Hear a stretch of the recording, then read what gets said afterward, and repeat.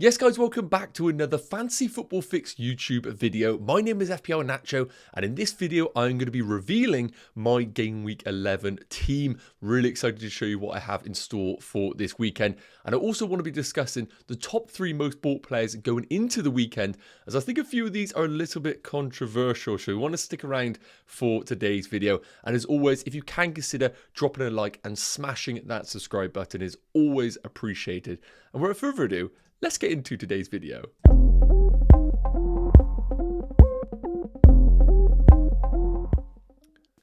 Okay, so first up, I wanted to touch on the 3 players that have been the most bought going into Game Week 11. And those are going to include Mbeumo of Brentford, Arsenal's Nketiah, and Aston Villa's Douglas Luiz.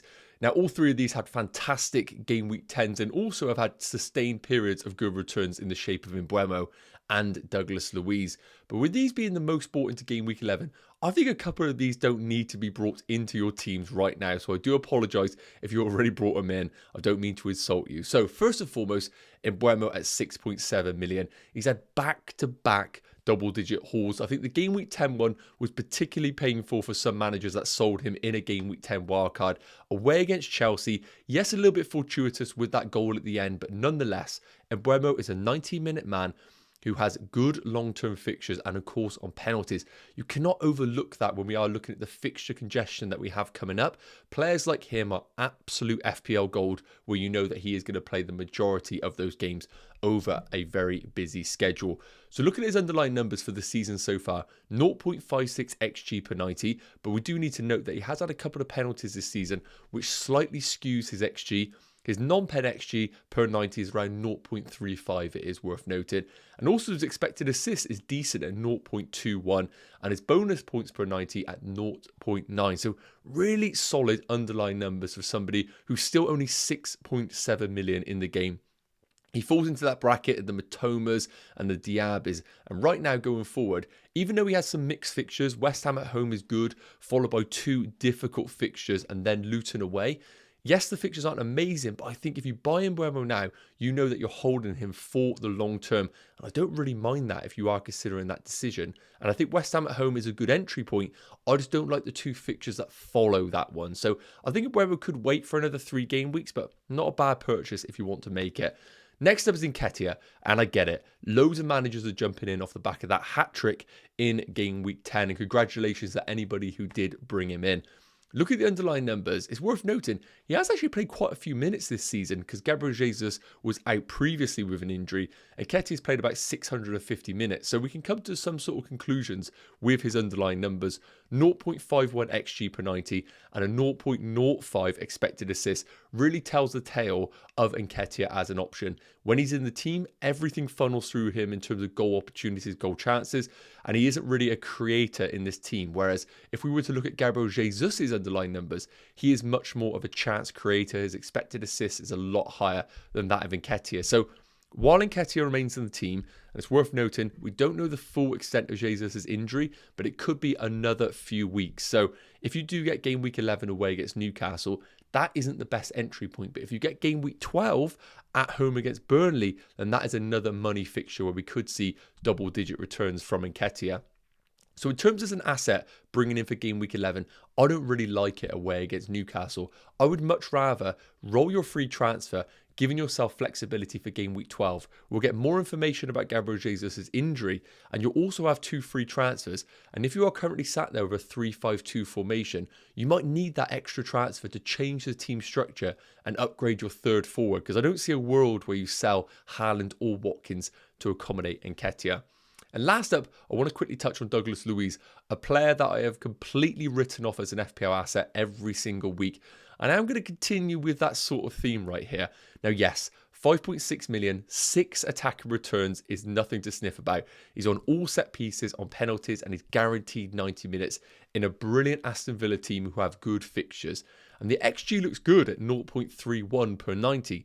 But it is worth noting, when we take out his penalties, his non-pen XG is actually only 0.07, so really poor underlying numbers, and a lot of his goals will come from penalties or edge-of-the-box worldies. So I'm not sitting here saying that he isn't necessarily going to continue this trend, because any player that is on set pieces always has avenues to points, but at 5.6 million, I just think I'd probably rather pay less and maybe get someone like a Cole Palmer, even maybe an Adingra at Brighton. Or if you can stretch it, get yourself up to the 6.5, 6.7 million bracket. But look, bonus points are really good when he plays. He accumulates decent bonus points. And also the predictor points are good at 15.5. So not knocking anybody that's brought him in, but I don't think the attacker returns are sustainable in the long term. So let me know your thoughts on all three of the players, guys, in the comment section. Next up, let's move into my Game Week 11 team reveal. So, give you a bit of a heads up. I played my wildcard in Game Week 10. I scored 69 points. I had a green arrow to around 780,000th in the world. So I'm happy where I'm at right now. And the team is looking okay. It's looking okay. A few problems, and that's never good off the back of a wildcard, but I have the main crop of players that I want to own. So one free transfer, 0.2 million in the bank. And when we first look at the goalkeeper area, Areola was brought in for the long term. Away against Brentford might not be the best fixture. I probably do anticipate Brentford to score. I'm not really worried about the goalkeeper situation. I went for Areola and Strakosha, and I'm happy to play Areola week in, week out, knowing that every other fixture is going to be a good one for West Ham at home, and I'm banking on those home fixtures to get some clean sheets. So not the best fixture on paper, but I'm expecting at least some save points for Areola in this game.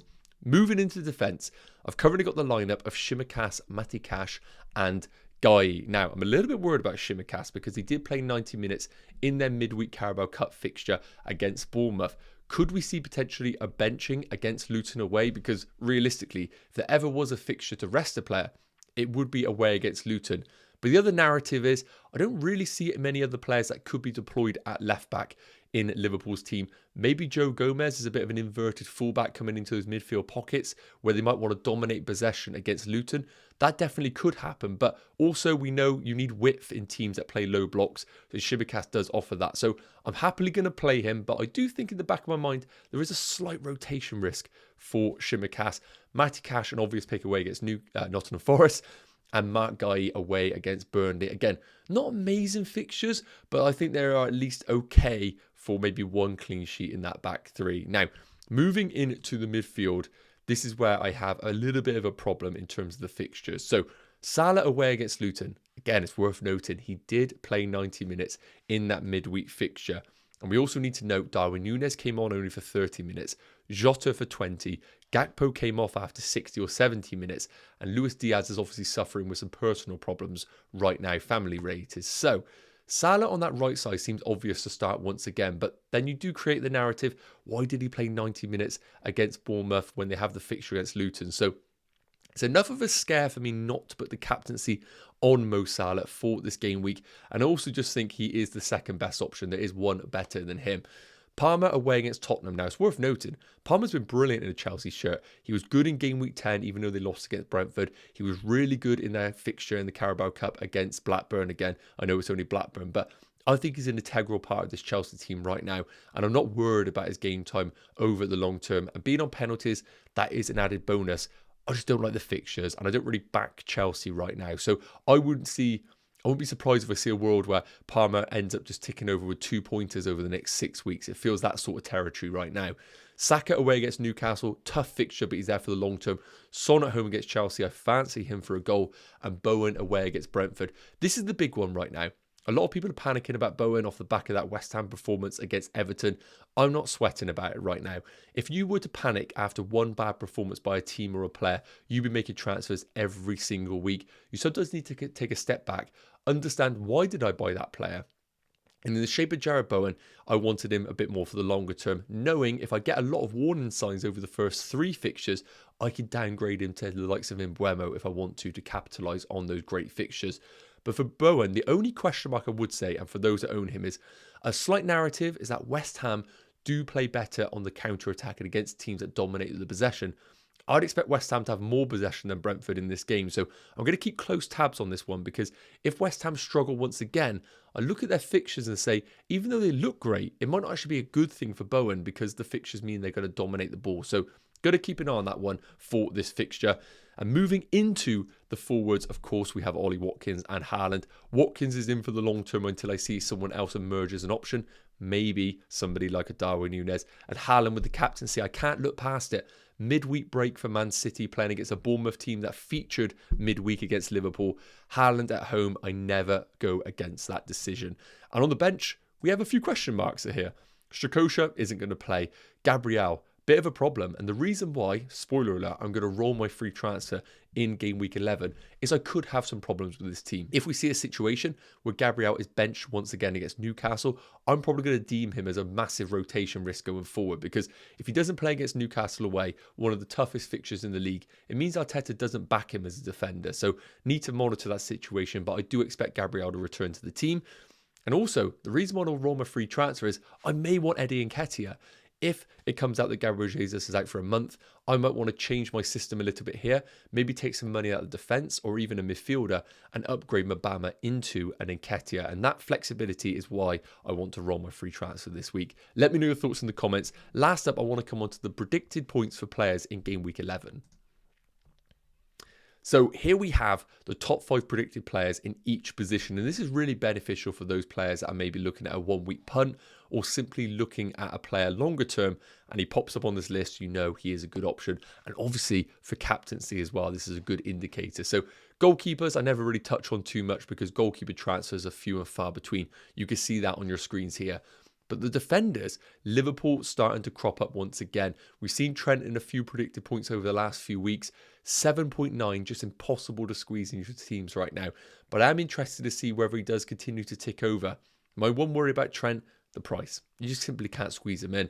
Van Dijk at 6.1 million with 4.8 predicted points. Again, too expensive when we have a gift in Tsimikas at 4.6 million. But Liverpool look the defenders to own this game week. Moving into the midfielders, Mo Salah leading the way at 7.3 predicted points. No surprises away against that Luton team. And Foden at 6.7, a tricky player to squeeze into our teams, but if you own him right now, you definitely keep him for that Bournemouth home fixture. And then Son coming up at 6.3 predicted points. Really interesting to see him in here. When he's playing as that forward, I always fancy him to get returns. And then we have Mbeumo and Hwang to make up the midfielders. I do think Hwang is a brilliant Neto replacement if you are looking for one right now in the game. And last up, the forwards. Haaland at 9.4 predicted points, and back in why I have him as my top captaincy for game week 11. And outside of that, Wilson, Watkins, Alvarez and Visser make up the forwards. So that is going to wrap up today's video, guys. I really hope it's provided some value. And as always, if you have any questions, please do drop them in the comments and we'll try to get to them between now and that game week 11 deadline. If you can drop a like on the video and smash that subscribe button, it is always appreciated. And I'll see you guys in the next one. Have a great game week. Take care. Cheers.